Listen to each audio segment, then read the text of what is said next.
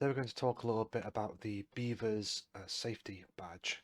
This is an activity badge and has a number of different requirements that are certainly very, very good to know. A lot of the stuff is things that people should pick up at some point in their lives, and getting them early on in Beavers is pretty vital, really. Especially some of these you'll notice are to do with what to do in a fire, what to do when a stranger tries to talk to you as a kid, emergency services and other things like crossing roads and pointing out dangers, stuff like that. So this is quite vital, really. Some of these skills that we're teaching as part of this badge could actually save some lives. And you may or may not know this, but there are gallantry awards and sort of heroism awards inside Scouting. There's been more than a handful of times every year where people who've been in Scouting and learned how to do things like call the emergency services in Scouting, apply those to the real world to help save the lives of their relatives or friends, and those people get awarded for that, obviously. And making sure that they can act in those situations in a very real way does save lives. Even after they leave Scouting, eventually, perhaps, and into the adult world, these kinds of things remain, which is personally why I consider um, not only this badge, but this kind of badge, including things like the first aid stage activity badges, to be very vital. Because knowing things like first aid to a reasonably high degree can really help out in life, and it's one of those things that everyone should know just to be a good citizen. To notice things like strokes and seizures and various other things that may occur that can put people's lives at risk. So we're just going to go through this, and I'm going to tell you a little bit how it might relate to the Chief Scouts Bronze Awards, Challenge Awards, and the other activity badges that exist within the Beavers section. At the very start, we have Green Cross Code. Obviously, this is about, I believe, crossing the road, although it might have changed since my time when I learned this in school.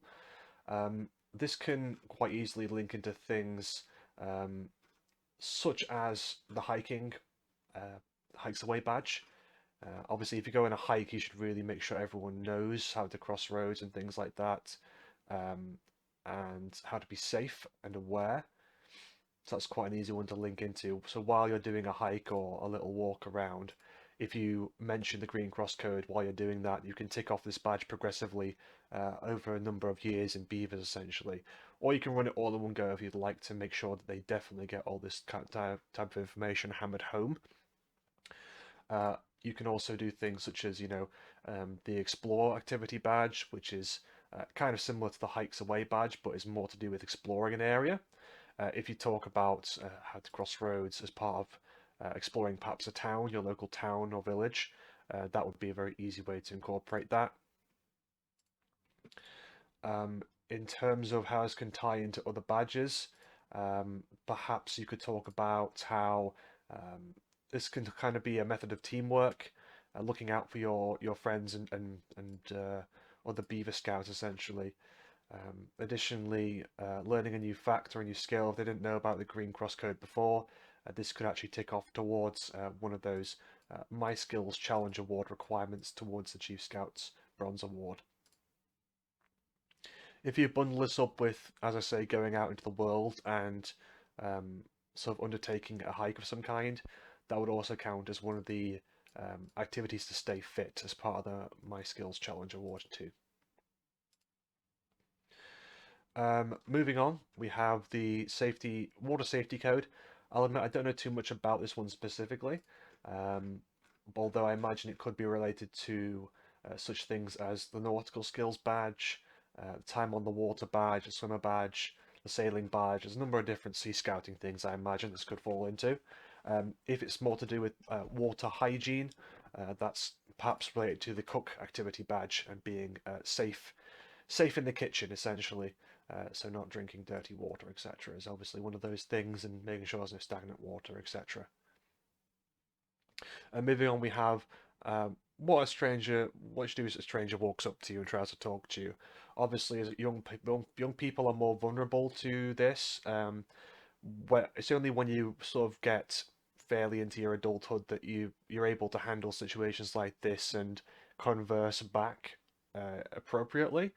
So it's important that when you're younger, it's very easy to see every adult as someone in a position of authority over you because they're more experienced and older. And at this point in your life, everyone of significance in your life who talks to you really uh, is an adult, right? So it's very easy for young people to get a false sense of security around older people. And obviously, bad things happen. It's good to make sure that we cover these kinds of situations. The main thing, really, is I'd like to mention if if they're going to say something like, "Oh, I know your parents," or "I know X or Y thing," or "You should come with me."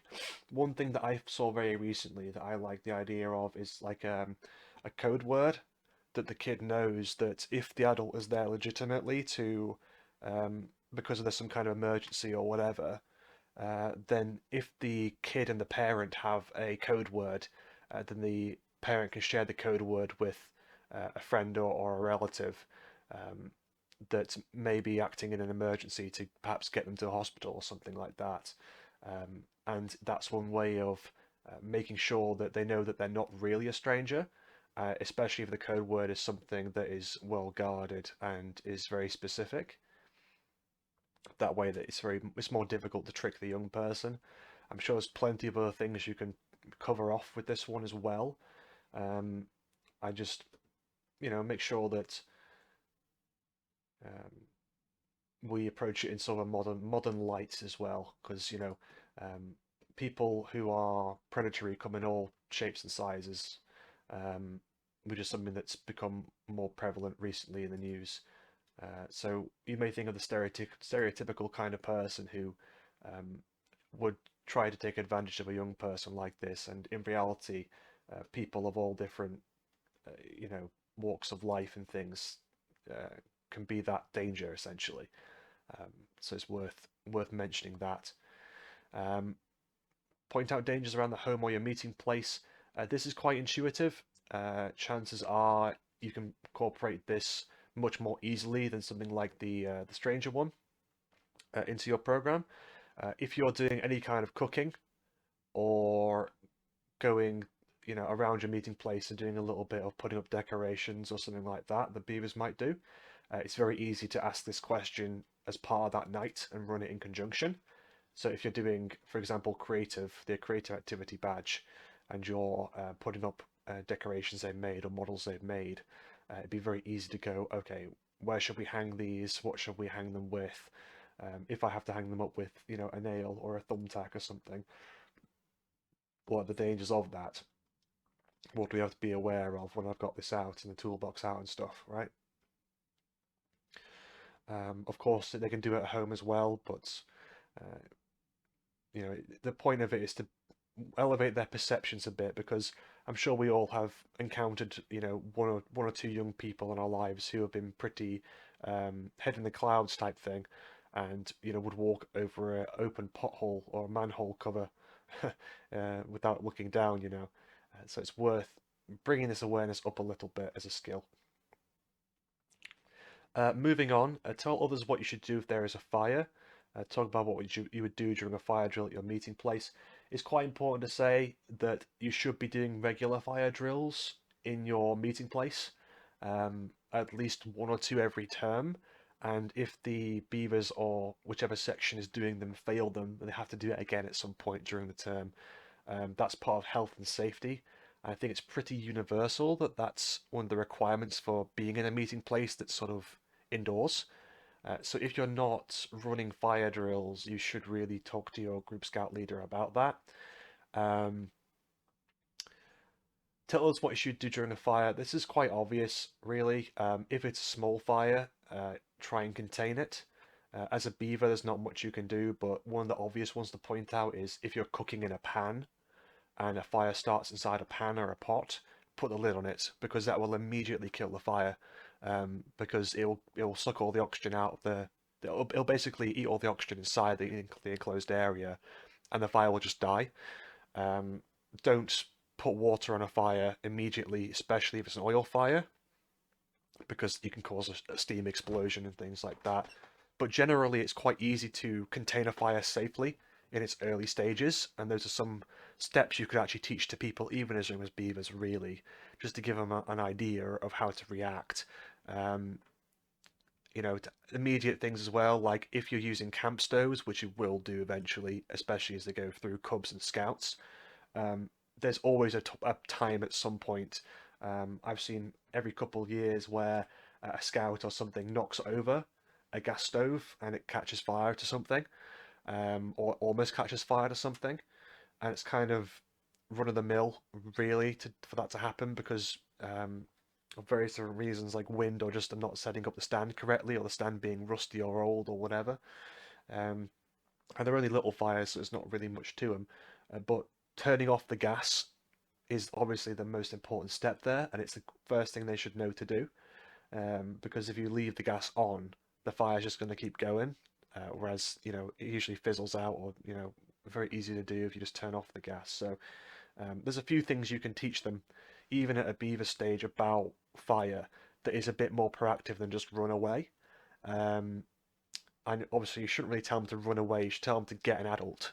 Because if you leave a fire unattended, or you feel guilty and leave it there, because something that young people tend to do is if they do something wrong, they will not admit to it and pretend the problem didn't happen. Obviously, a lot of the time that's not too bad, but if they have that habit of sort of being quiet about the thing they've done wrong, then if they actually cause a fire and they just walk away and pretend it's not happening, that can cause a lot of problems and potentially deaths. So um, it's definitely worth making sure people know to be proactive, and that a fire is an emergency situation, and it's on the heads of the people who know it exists to actually engage more people in it, right?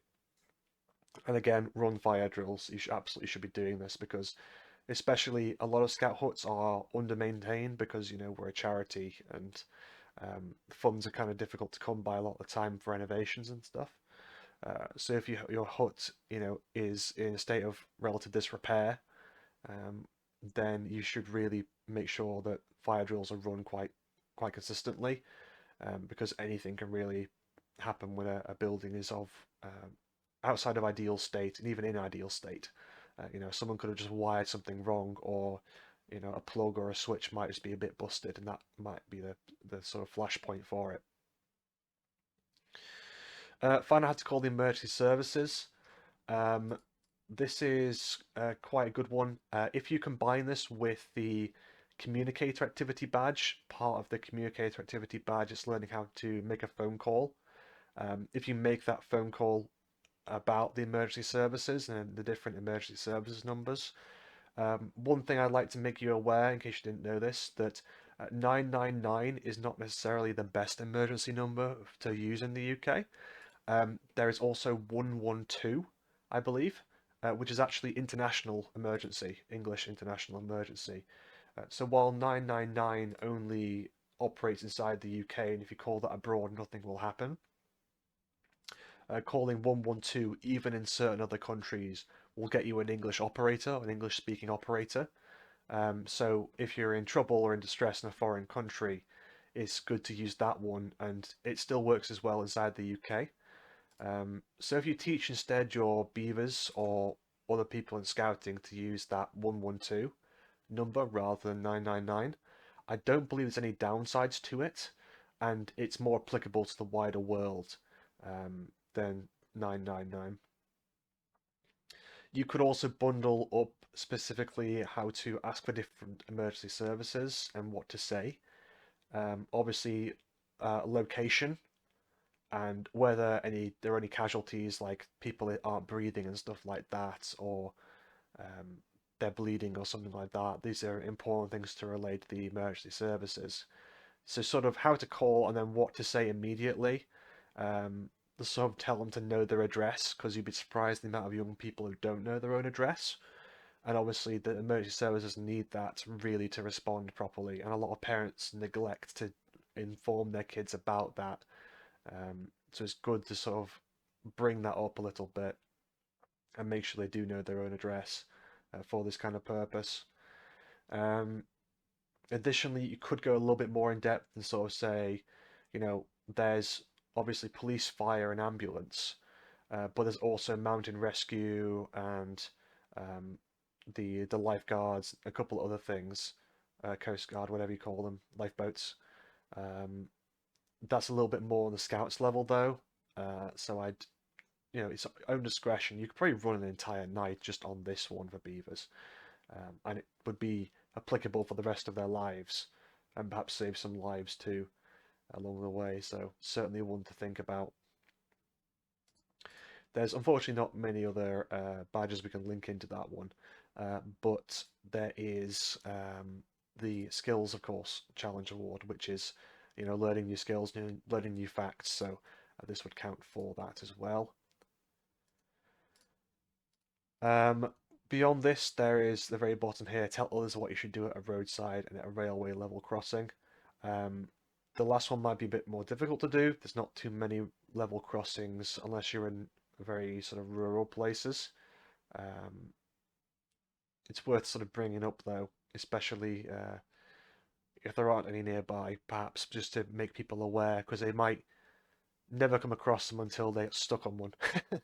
And you should know at least how to vacate properly and try and make sure your car doesn't hit the train, basically, would be quite important. And what to do at a roadside. I imagine this means if you break down on a roadside in a car, or you can just more broadly say like, what if you have to cross a road that, Green Cross Code should cover this really, um, but maybe there are some other things to consider, about um, potholes or poorly maintained pathways at the side of a road, and people can trip into the road and things like that, or if it's icy or whatever the case might be. Um, there's a lot to think about there. For the most part, that's really all I can say to link in here.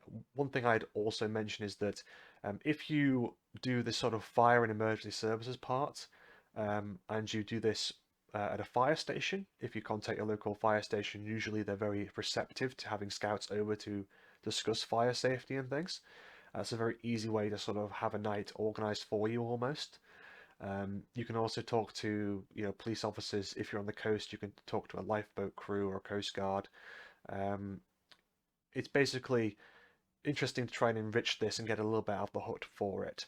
It makes it a bit more memorable as well, because it's not often that kids get to talk to people like firefighters or lifeboat crew members and stuff like that, or police officers. So learning these facts from them will stick out a bit more in their head potentially, and that counts towards the My World Challenge Award to actually interact in some way like that with a member of your local community that serves the community. So that'd be quite an easy one to link in there towards the Chief Scouts Bronze Award. That's about all the advice I have for the safety activity badge for the Beavers. Quite a few things to think about there. I'd say this is probably one of the more important badges, at least in the Beaver section, to try and get, because these skills are applicable to everyone at all stages in life, and they don't really go out of date. So certainly something to think about. That's everything. I hope that was good for you. Talk to you later. Bye bye.